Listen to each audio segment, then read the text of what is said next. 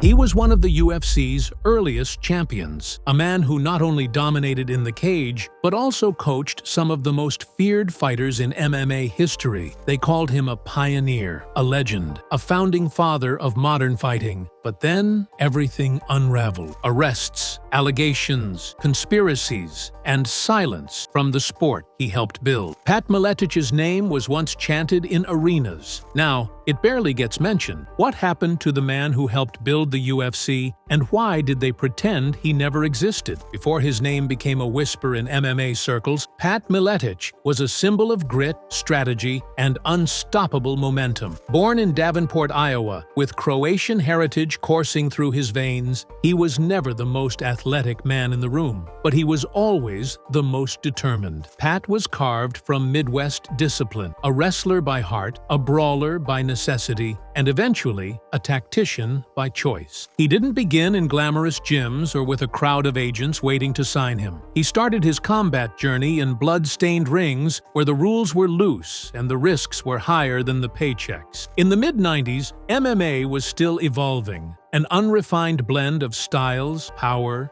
and chaos. But Pat Miletich saw the future. He didn't just want to fight in it, he wanted to shape it. When he entered the UFC in 1998, most fans didn't know what to expect. He was quiet, methodical. His style wasn't flashy. No flying knees, no spinning kicks. Just relentless pressure, suffocating top control, and a brain built for war. He won his first UFC title, the lightweight championship, which would later be renamed the welterweight belt, by outworking opponents who had more height, more speed, more reach. It didn't matter. Pat had strategy. He defended the belt. He built a record. He made the UFC respect game planning. To many, he was the first true thinking champion, a man who fought like a chess master, not a street brawler. And fans began to take notice. Not because of his mouth. Pat wasn't selling fights with trash talk. He sold fights with victory. He became known as the Croatian Sensation, a nickname that stuck even as he aged out of the spotlight. But this wasn't just about one man's title reign. Pat Miletich wasn't satisfied with personal glory. He wanted to build something bigger. He had seen what a fighter could become. Now, he wanted to create champions. And so, the next phase of his legacy began. But before the gold faded and the arrests came, there was an empire, a fight factory, one that would reshape MMA forever. If Pat Miletich's in-cage legacy earned him the UFC title, what came next would earn him something more enduring: influence. After cementing his place as a champion, Pat shifted his focus to a bold vision, a place where elite fighters could train, evolve, and dominate together. No more lone wolves, no more scattered disciplines, one camp, one system. That vision became Miletich Fighting Systems MFS. Located in the unassuming heartland of Bettendorf, Iowa, MFS didn't look like the origin point of a revolution, but what happened inside those walls would change MMA history. Pat wasn't just coaching, he was crafting killers, and soon the results came flooding in. The names that walked through Miletich's doors were not just talented, they became champions. Matt Hughes, the future UFC welterweight king and Hall of Famer. Jens Pulver, the first UFC lightweight champion. Tim Sylvia, a 6'8" monster who claimed the heavyweight crown. Robbie Lawler, the young brawler who'd later become one of the most beloved warriors in UFC history. Even Spencer Fisher, a lightweight technician known for his resilience and heart. All of them trained under Pat. All of them learned his philosophy: intelligence over ego, efficiency over showmanship, kill the body, control the mind.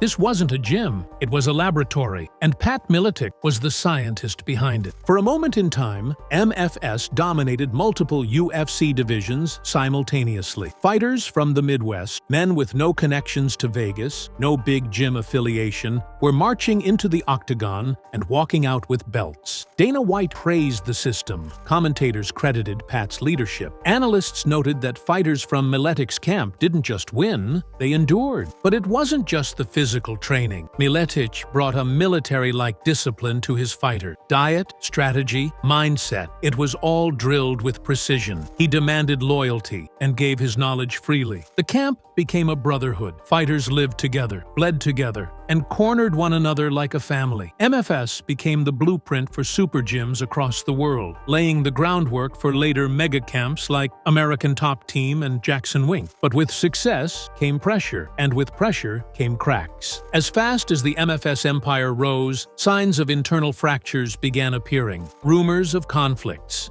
fighters leaving for newer gyms, differences in ideology, training becoming outdated. The sport was evolving rapidly, and many questioned whether MFS could keep up. But at the center of it all was Pat, still teaching, still believing, still trying to hold it together. And while his fighters climbed toward their peaks, Pat Miletich's own journey was beginning its descent. As the 2000s wore on, the MMA world began to shift. The sport was becoming faster, younger, and more international. Techniques evolved, new camps popped up, the internet era brought fresh training theories, exposure to different styles, and a generation of fighters who didn't revere the old guard. They wanted to replace them. For Pat Miletich, the warning signs came gradually, almost too quietly. First, it was a few fighters leaving. Robbie Lawler relocated to American Top Team. Matt Hughes grew distant. Jens Pulver's star faded. Some left on good terms, others didn't. The gym that once overflowed with top-tier talent began to feel emptier. Newer camps were offering cutting-edge coaching, specialized sparring partners, better funding. Miletich's old-school intensity didn't appeal to everyone anymore. His military grit, once admired, started being called outdated. Still, Pat kept going. He began working as a commentator for organizations like Strikeforce and Legacy FC. His analysis was sharp. His knowledge was undeniable. But slowly, something began to change in his public persona. As his coaching presence faded, Pat grew more outspoken outside the cage, particularly about politics, the government, and his personal views. He wasn't just giving post-fight analysis anymore. He was talking about federal overreach, civil liberties, conspiracy theories. His tone was defiant, his beliefs polarizing. His social media became filled with heated takes. And the MMA world got quiet. Promotions stopped inviting him. Media outlets started skipping over his name when talking about the sport's pioneers. He wasn't blacklisted, at least not officially. But it became clear Pat Miletich was no longer in the UFC's inner circle. He watched as fighters he trained were honored in highlight reels,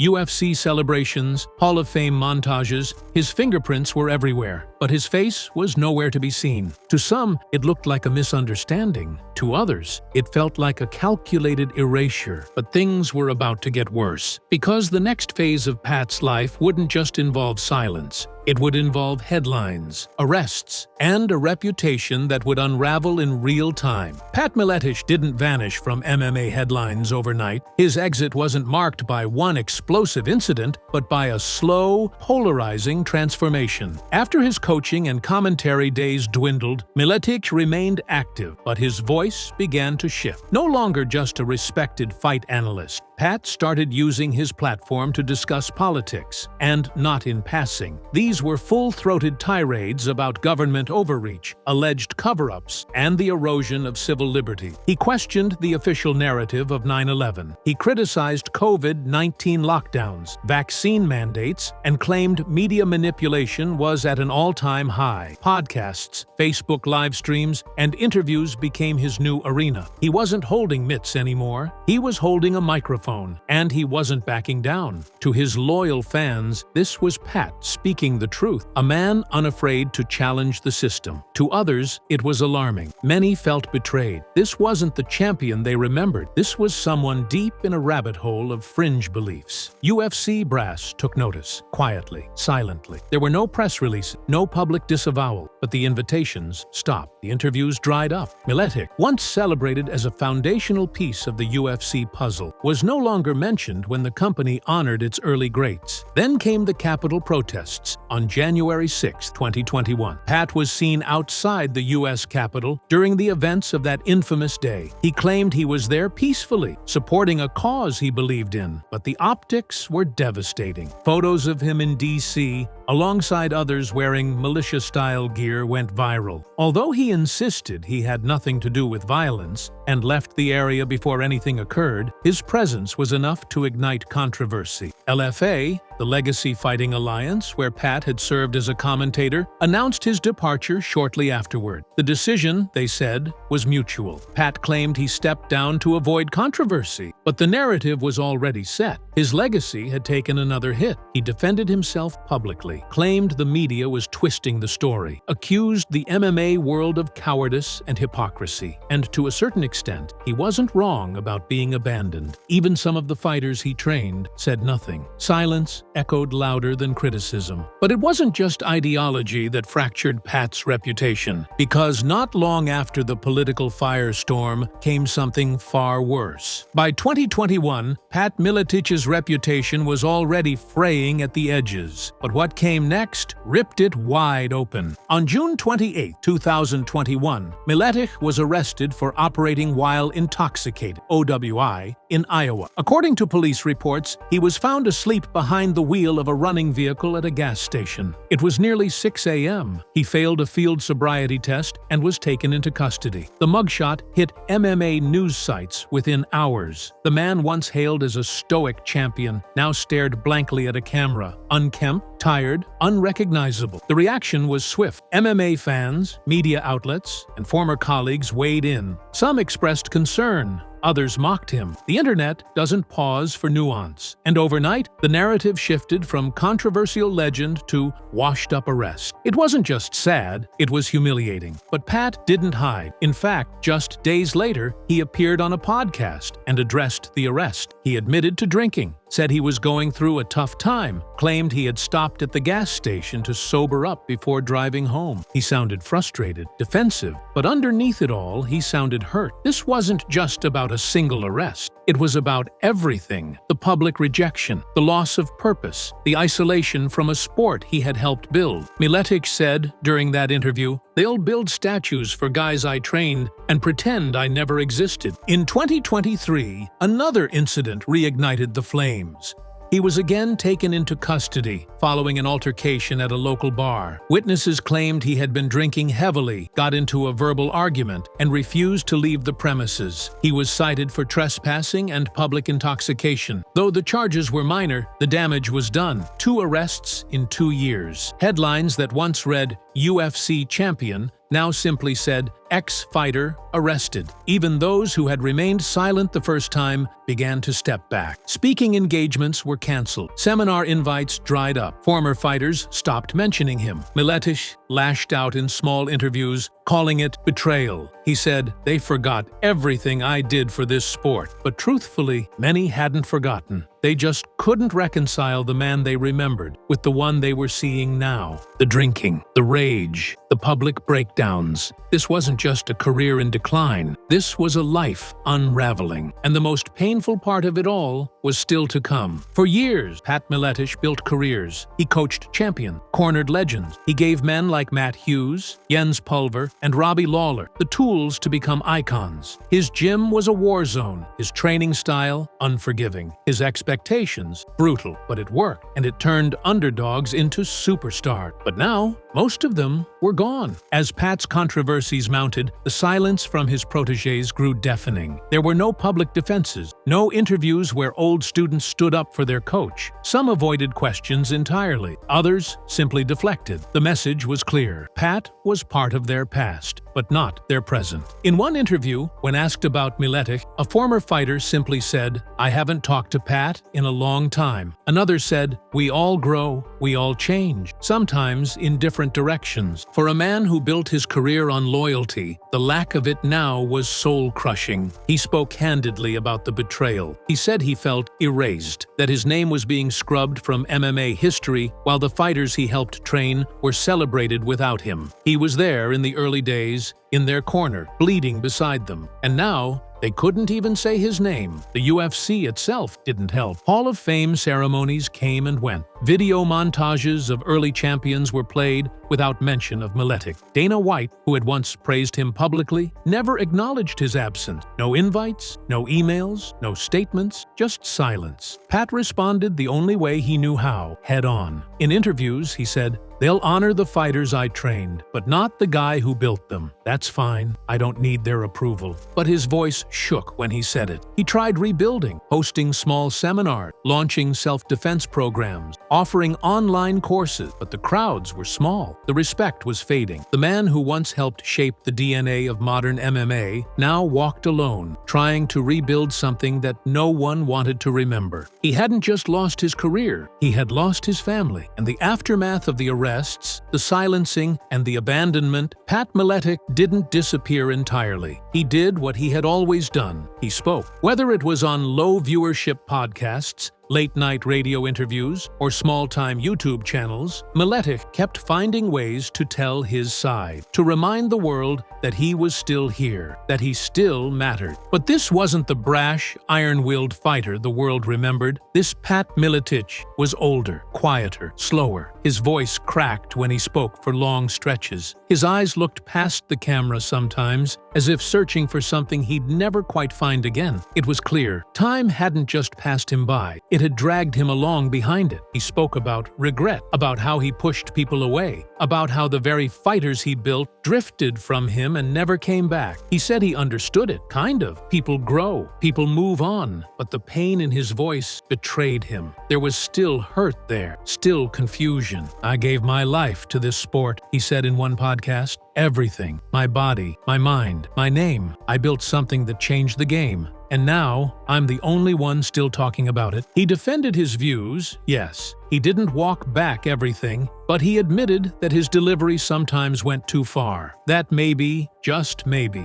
his public persona had drowned out who he really was. He wasn't asking for forgiveness. He was asking to be understood. There was something profoundly human about these interviews, the contradictions, the pride and the guilt, the way he talked about Matt Hughes one moment like a brother, and then, with a breathless pause, said, "He hasn't called in years." He spoke about alcohol, about self-medication, about nights spent wondering if he'd ever be remembered for who he was, not for what he'd become. And maybe the most heartbreaking admission came when he said this: "I was a champion, then I was a coach, and now I don't know what I am." It wasn't just a moment of reflection, it was a moment of loss. The kind of loss that isn't about money or status, but about purpose, about identity, about waking up and not recognizing the man in the mirror. Pat Miletich wasn't fighting for titles anymore. He was fighting to be remembered. But as he spoke more, fewer people were listening. Even if his name is no longer spoken in official broadcasts or etched into championship gold, Pat Miletich's fingerprints are still all over modern MMA. Every time a fighter uses a low base to avoid takedowns, every time a commentator refers to ground and pound efficiency, every time a small-town wrestler with nothing but grit climbs the UFC ladder, somewhere in that moment, there's a little bit of Pat. He didn't just coach athletes. He pioneered the very concept of the MMA super camp. Miletich Fighting Systems wasn't just a gym, it was the prototype. It showed the world that training across disciplines under a singular philosophy could create champions in every weight class. Before American Top Team, before Jackson Wink, there was Bettendorf, Iowa, and at its heart there was Pat Miletich. But time is cruel to innovators. The trailblazers are often forgotten by the very roads they pave. In recent years, retrospectives about MMA's early days have largely omitted his name. UFC documentaries talk about the rise of Hughes and Lawler without mentioning who built them. Hall of Fame inductions come and go, and his phone never rings. Yet even as the sport turns the page, there are small pockets of loyalty. A few old-school fans still mention his name with reverence. A handful of fighters, off-camera, credit his influence. He appears at obscure regional cards, shaking hands, taking pictures, sharing war stories with young hopefuls who barely know his history. He keeps coaching, quietly, hosting seminars, teaching the same techniques that once created champions. And when he teaches, he lights up. Because in those moments, he remembers who he was. And maybe, just maybe, who he still is. There's something tragic about a man who built a house but no longer has the keys to the front door. But even if the UFC never honors him, even if the fighters he trained never call, Pat's legacy remains. Not in gold belts or plaques, but in habits, in philosophies, in the DNA of a sport that wouldn't be what it is without him. But a legacy unspoken can feel like no legacy at all. And that silence, it speaks volumes. The question now isn't whether Pat Miletich was great. That's undisputed. The question is, can greatness survive after the fall? Can redemption come too late? At 58 years old, Pat doesn't look like the same man who dominated UFC 16 or barked instructions from cage side to Matt Hughes. He's grayer, slower, scarred. The weight of his past sits heavy on his shoulders. But he still wakes up every day and trains. He still speaks at events when invited. He still shows up, even when no one's clapping. The sport has moved on. The UFC is now a billion-dollar machine. Its athletes are younger, cleaner,